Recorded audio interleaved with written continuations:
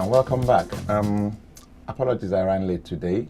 There was a security alert somewhere in Canary Wharf, and there was a major detour. Had to do the train, came back to the same spot, and guess what? I've just done a mile in record time. Shout out to Sam for holding fort while I was away. How are you doing, gentlemen? We're fine. Okay, so I caught the last 5 minutes of the conversation. Racism, one would have thought at this stage, it's kind of like almost dead and buried. But then he reared his head recently, and we've been talking about the Raheem Sterling case. And just before that, there was Eniola Aluko, the lady footballer who, I believe she's a former England player, you know, and she had an issue that kind of like led right all the way to the top, starting with her manager. How did that? Her national team. What's your take on that? Yeah. Again, we come back to knowing how to articulate your complaints. The manager cracked a joke that she didn't find funny. She reported it, and then she was ostracized from the team, more or less. Okay. But I guess it would have probably taken another 1 or 2 cases to come up, and then they build a case against the manager. But she was bold. Yeah. And sometimes you have to be bold. Sometimes you have to break it. At the risk of your career, probably. You know why she's actually a lawyer. Did you know that? Okay. Eniola Aluko is a trained lawyer. I mean, while all that was going on, she was doing a lot of work for, I think, the FA as well. So she's one of the few ones that was able to, like you said, rightly articulate herself in a proper way. And when you're making complaints in institutions, you have to make sure you say it through. A lot of people start like, oh, this problem is too much, I'll just let it go. But you're not setting a good precedence for the other people that are going to be in that same situation. Just follow it through, see what comes out of it. She, in the end, they had to, sort of apologize to her, but it doesn't mean they are stopped. She's not going to be the first person, and I think she's not going to be the last person. It just depends on how these things are articulated, how they're pushed through, and the knowledge as well of people within the ethnic minorities. There's a whole lot of things that we do not know, that we do not understand. Because we don't care. Yeah, we had a good chat yesterday about this, and one would have thought that the media, in society, the media plays a very, very important role, typically to right wrongs and to bring to light wrongdoings. But and if you look at the history of football in this country before the Premiership, it was really, really bad. If you speak to some of the old-time footballers, or your John Chidozes or your John Barnes, who were like the first high-profile high-profile black players, and if they told you the kind of abuse they got in the stands, the Premiership has come, or football has come a long way from that. But then some of this is now being perpetrated apparently by the press. How do you take on the press? Well, I think what it is the press sort of, sometimes they use subtle headlines. These are things that when you see, it's just sort of subliminal messages. Yeah, it goes into your mindset. And you have to think about people that have been in the game for like 40, 50 years, that have grown up knowing one way of talking to players, of being a fan, of talking to people of ethnic minorities. They're not going to go away overnight. What they've been able to do is suppress what they're saying, be in the stadium, and then toe the line. When this kind of thing happens once, and this is not the first time, worse have even happened, but it didn't get picked up. I think the role of social media and camera phones is now beginning to police the press and police, because now people are bringing out alternative platform to complain to articulate. The same way you have musicians going direct to social media and bypassing the records in the companies. The same way people capture these incidents. So this is evidence now, and they don't need to take them to the newspapers. They can go direct to WhatsApp. They can go direct to YouTube. They can go direct to Instagram, Twitter. And before anybody can react, it's already viral. Everybody's seen it. Because when you go back to this Raheem Sterling case, in the newspapers, they've pixelated out the images of those 4 people that are under surveillance, if you can say that. Under investigation. But all you've got to do is go to Twitter and type in Raheem Sterling, Chelsea, and you see their faces live. So the press are being regulated by policy and all of that. But social media is now pushing the agenda, and now because we have increased CCTV in the grounds. In the grounds. Police are now carrying cameras. The stewards are carrying cameras as Body well. cams, yeah. Other fans are carrying mobile phones and videoing things. These things, they never went away. They just went underground.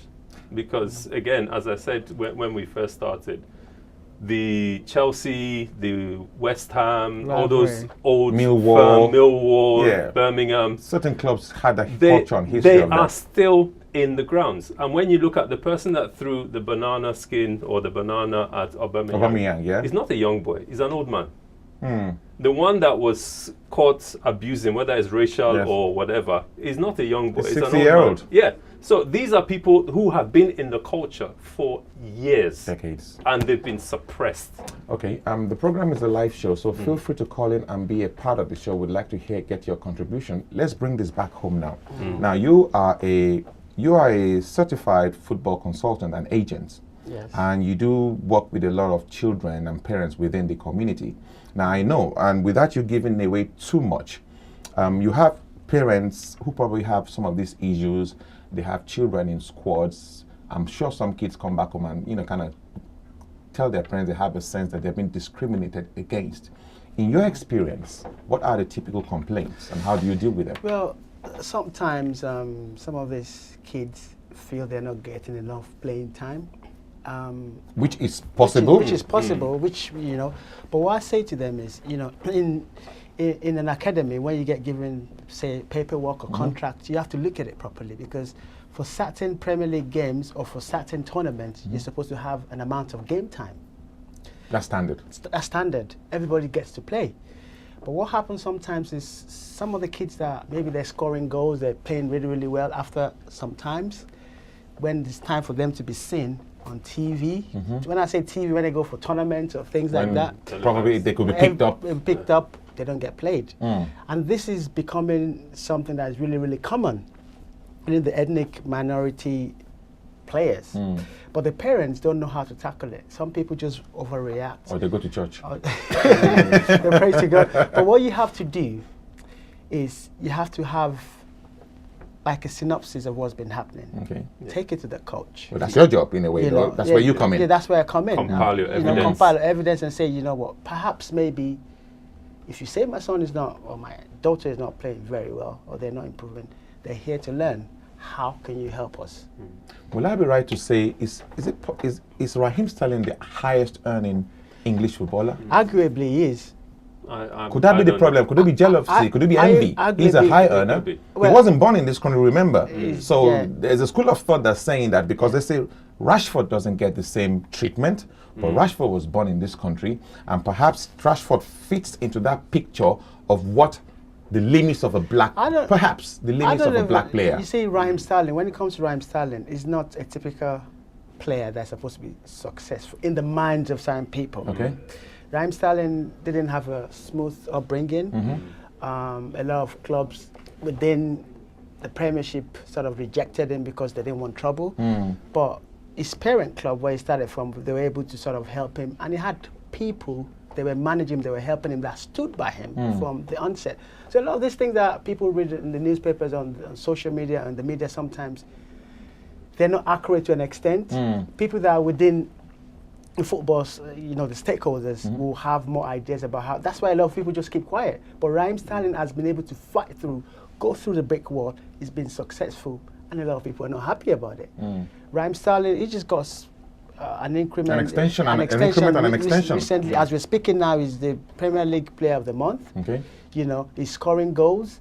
He's having assists. He's having the best time of his life. He's the poster boy of English football now, not officially. Yeah, but on the pitch and off the pitch, he's doing really, and he's matured as well. Yeah. So when these things happen, like what you have to understand in every area of life, there's competition.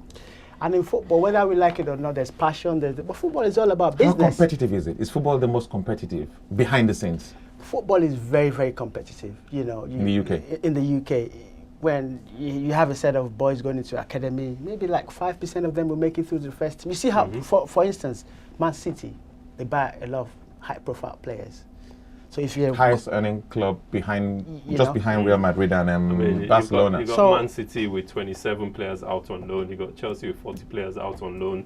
you know, so There's those, a lot those of are the money kind of, circulating. you know, but what I think one of the main problem in English football is the academic system needs to be changed. It needs to be revamped. Because when you're a businessman, In terms of the training itself, in terms of the training side of development of footballers. Because if you're a businessman, you want the best of the best for your club. okay. In 20 seconds, is kick it out working? Not enough. I don't like the word enough, but there are a lot of things they're doing. They're putting, they're paying for adverts. They're putting PAs out in stadiums. They're putting messages on the scoreboards. Eyeballs. And a lot of it is just eye service. They need to engage more with the Because foot what they're soldiers. doing is they're suppressing the racist element, but they're not eradicating it. They're turning them to covert races as opposed Gentlemen, thanks so much. It's a topic we could have. Well, we will continue on your forum on Facebook, obviously, and we'll obviously have these conversations with you. Thank you so much for coming to this today. The program is still for the record. My next guest is a governorship candidate in Nigeria. Stay tuned.